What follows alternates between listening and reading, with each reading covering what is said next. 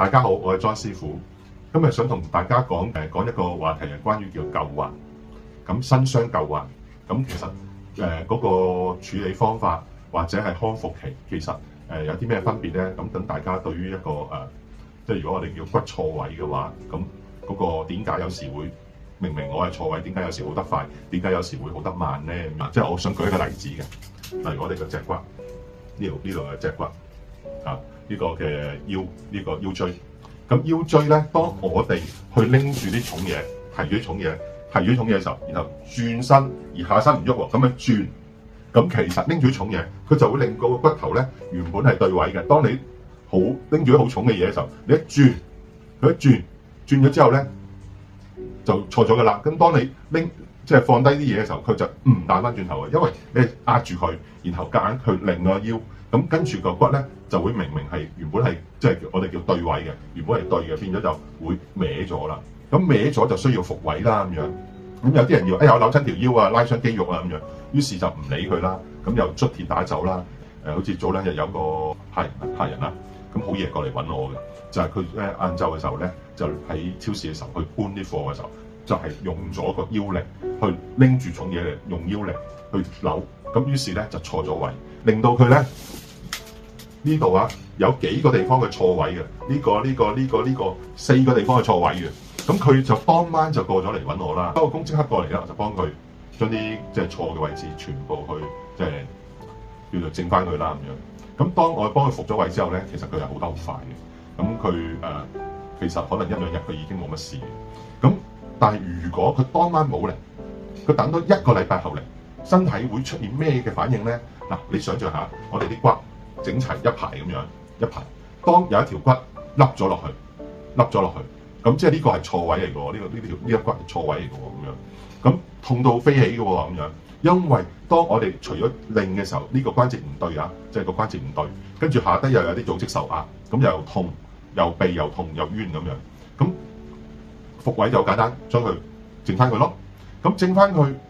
咁新傷同舊患有乜分別咧？舊患咧就當佢錯咗之後。身體要自救啊，咁冇辦法，條骨冇辦法去正翻喎，咁樣冇辦法正翻，咁都要自救㗎，冇可能成世痛落去㗎嘛。咁咩情況會減輕個痛楚咧？身體就出現呢個自救信號啦，就將嗰個原本受壓嘅組織疏散。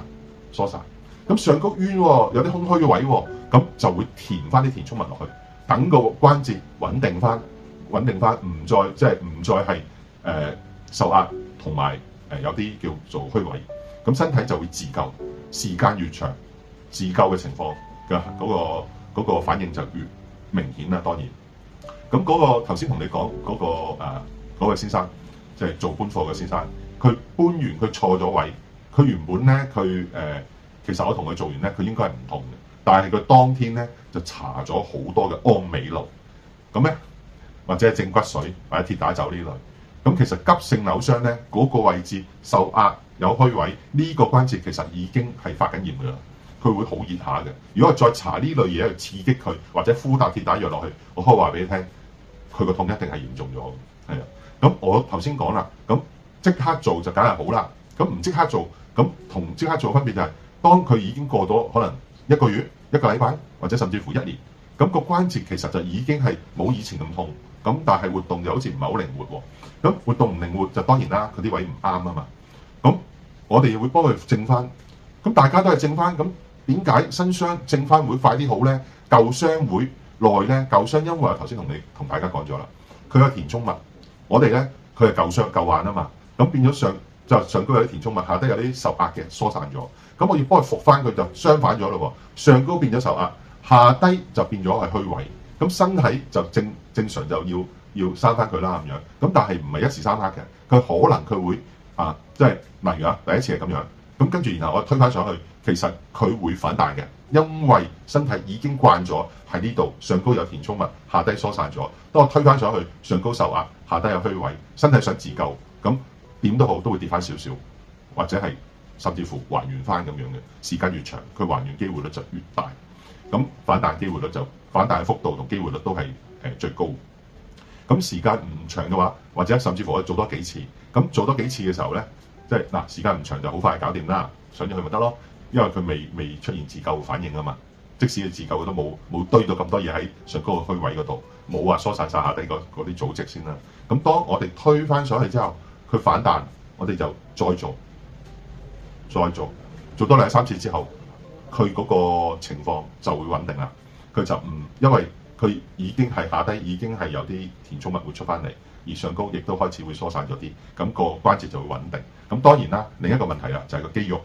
如果肌肉量好強嘅話咧，咁我哋好難復位，因為填充物都特別實淨嘅。但係一旦復咗就好難錯位，因為佢嘅肌肉夠力，可以 hold 得住 keep 得住嗰個位置。咁佢錯咗嗰個反彈得嚟嗰個，即係但係我哋做嘅過程梗係辛苦好多啦。咁因為佢大隻啊，佢肌肉強啊嘛，咁要肌肉強嘅情況底下要同佢對抗。咁但係當佢穩定咗，即係做得2次，可能2次或者3次佢穩定咗，咁佢好少會再錯嘅。但係相反地，嗰啲冇乜肌肉嘅人咧，佢就